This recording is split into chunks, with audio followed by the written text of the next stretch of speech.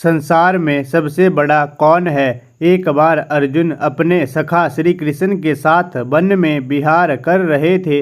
अचानक ही अर्जुन के मन में एक प्रश्न आया और उसने जिज्ञासा के साथ श्री कृष्ण की तरफ देखा। श्री कृष्ण ने मुस्कुराते हुए कहा, हे पार्थ, क्या पूछना चाहते हो, पूछो। अर्जुन ने पूछा, हे माधव, पूरे ब्रह्मांड में सबसे बड़ा कौन है।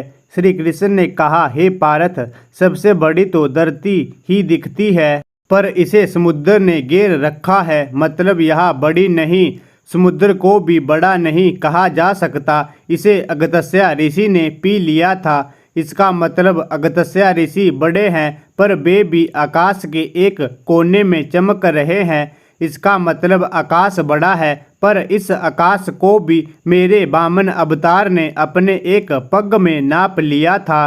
इसका मतलब सबसे बड़ा मैं ही हूँ, पर मैं भी बड़ा कैसे हो सकता हूँ, क्योंकि मैं अपने भक्तों के हृदय में वास करता हूँ, अर्थात सबसे बड़ा भक्त है। इस तरह भक्त के हृदय में भगवान बसते हैं, इसलिए इस संसार में सबसे बड़ा भक्त है। ईश्वर कभी खुद को बड़ा नहीं कहता। ईश्वर भक्त के मन में वास करता है। उसे ढूंढने के यहाँ वहाँ भटकना व्यर्थ है।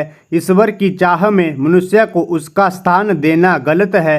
भगवा चोले के भीतर भगवान के दर्शन की इच्छा गलत है। ईश्वर सभी के भीतर है।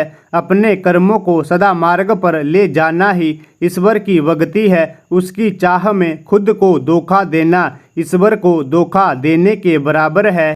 मनुष्य ईश्वर से डरता है, जो कि अर्थहीन है, क्योंकि ईश्वर भक्तों को आशीर्वाद या दंड नहीं देता, बल्कि मनुष्य के कर्म उसे आशीर्वाद अथवा दंड देते हैं।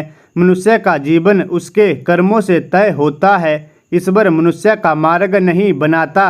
मनुष्य को अच्छे बुरे का विचार खुद करना होता है, और अगर प्रत्येक मनुष्य परहित का विचार करे तो वह कभी गलत नहीं होता। आज के समय में मनुष्य भेड़चाल का हिस्सा होते जा रहे हैं।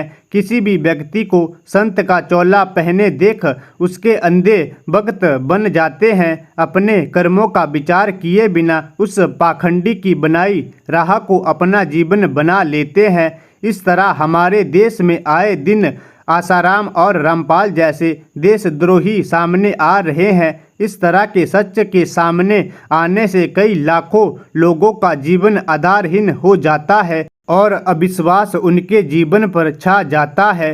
देश के लिए सभी को जागने की जरूरत है। ईश्वर के रूप को सही तरह से समझने की जरूरत है।